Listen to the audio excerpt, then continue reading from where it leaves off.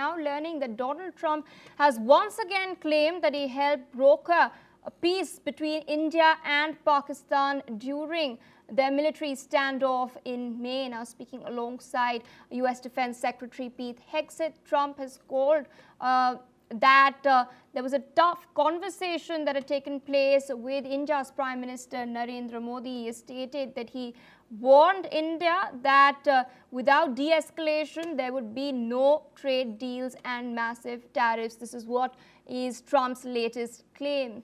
He's also further gone on to claim that within 5 hours, both sides agreed to step back from the brink of war. He even spoke of several jets being shot down. Let's listen into what he said. But just like India and Pakistan, we're going to end up in a nuclear war if I didn't stop them. You know, it was sort of strange. I saw they were fighting. Then I saw 7 jets were shot down. I said, that's not good. That's a lot of jets, you know. $150 million planes were shot down. A lot of them, 7, maybe more than that. They didn't even report the real number. And I'm talking to a very terrific man, Modi of India. And I say, what's going on with you in Pakistan? Then I'm talking to Pakistan on trade. I said, what's going on with you in India? And the hatred was tremendous. Now, this has been going on for a hell of a long time, like sometimes with different names for hundreds of years. But I said, what's going on? I said, I don't want to make a trade deal. No, we want to make a trade deal. I said, no, I don't want to make a trade deal with you. You're going to have a nuclear war. You guys are going to end up in a nuclear war. And that was very important to them. I said, call me back tomorrow, but we're not going to do any deals with you, or we're going to put tariffs on you that are so high. You were there, Howard, right? Yeah. You're going to put tariffs on you that was so high, I don't give a damn. Your head's going to spin. You're not going to end up in a war. Within about 5 hours, it was done. It was done. Now, maybe it starts again. I don't know. I don't think so, but I'll stop it. India has repeatedly rejected these assertions, these claims that Donald Trump has been making for the last couple of months, stressing that the ceasefire was a bilateral move that was requested directly by Pakistani military officials, the DGMO in particular, who had reached without any third-party intervention. Now, Donald Trump's comments comes just as fresh U.S. tariffs on India slated to take effect, raising the duty burden to nearly 50%. Let's in fact listen into what Indian residents are now saying. रूस से भारत तेल खरीदता है, इसलिए इसके ऊपर 50% tariff लगाते थे। अगर हमारी वस्तुओं के ऊपर 50% का टैक्स लगता है, तो नेचुरल सी बात है, वो जो टैक्स बढ़ेगा तो कस्टमर भी जानता है जो चीज़ सस्ती होगी उसको लेगा, ना कि वो ज़्यादा वैल्यू को ऑफर करेगा। अब इसकी वजह से ये दिक्कत ये आ रही है कि अब जैसे लोगों के प्राइसेस बढ़ गए, कोई भी सिंगल कमोडिटी को देखने के लिए अभी बड़ी दिक्कत ये हो जाती है। सिंगल कमोडिटी को देखने के लिए अब उसको भी सिंगल पे भी उसको 50% करना पड़ रहा है। अब पहले तो बल्क होता था तो फिर भी एक बार के लिए चलो ठीक है पूरा बल्क, अब सिंगल भी किसी को कुछ भी ऑर्डर करना था तो वो टैक्स उसमें इतना बढ़ जाता है कि वो आउट ऑफ द रीच हो।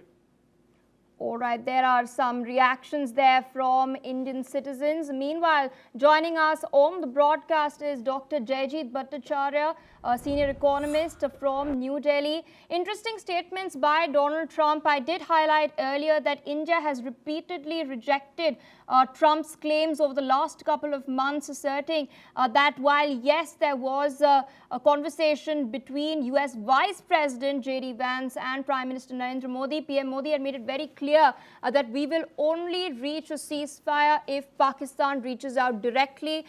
We've also time and again stated that it was the Pakistani DGMO who reached out to the Indian DGMO, and then there was an understanding that was reached between the two countries. There was no third-party mediation that had taken place to secure the ceasefire.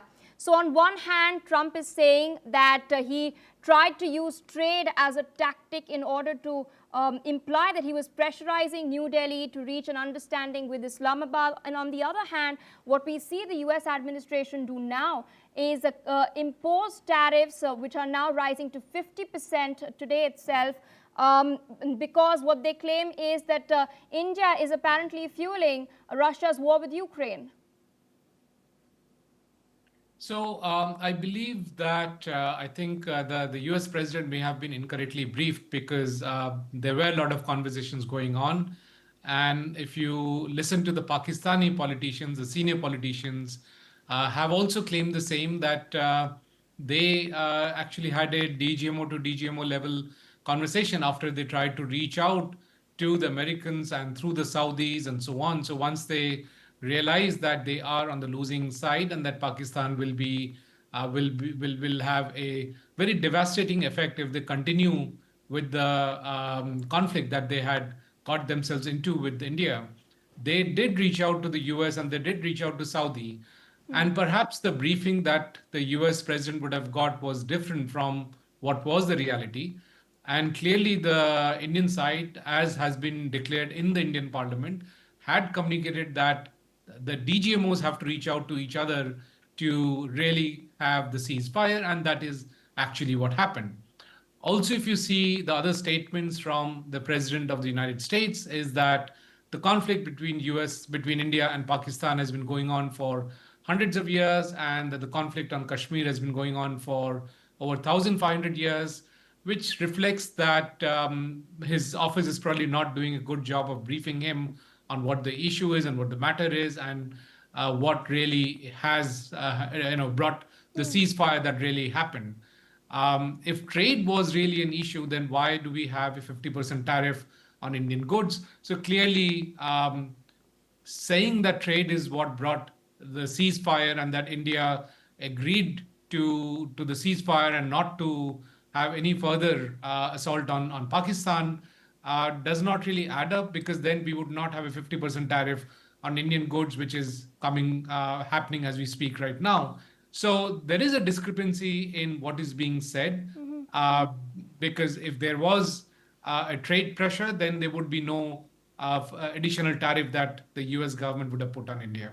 And speaking of the tariffs, I'd just like to ask you one last quick question. Since the duty limit is being now raised by a further 50%, what do you now, and how do you see these tariffs impacting India and the United States consumer as well? So, the Indian government has obviously put up a brave front and has, adopted a slew of steps to mitigate this impact.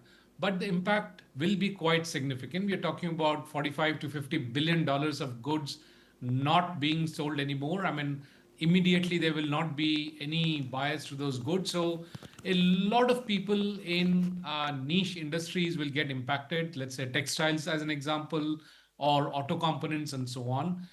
Clearly, on the other side, also there will be an impact, which is on the US side, because if you look at the automobile industry, a lot of the procurement for auto parts was happening from India. It is very difficult to overnight switch that from one vendor to another vendor. It takes a significant amount of time to do that switching. Similarly, in terms of textiles, procurement, and so on and so forth, these take a lot of time to switch from one vendor to another vendor.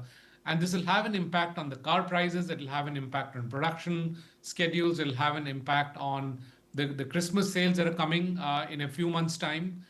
Because the production has to happen now in order to cater to those sales. Similarly, on the Indian side, we will see an impact in terms of the festive season sales, because a lot of people will be out of job and therefore not be able to spend as much as they would normally do during the festive seasons of Diwali, which is again coming 2 months down the line. So there will be impact on both sides. This is quite unfortunate. I hope this gets reversed as soon as possible. All right, Dr. Bhattacharya, thank you so much for taking our time speaking to us on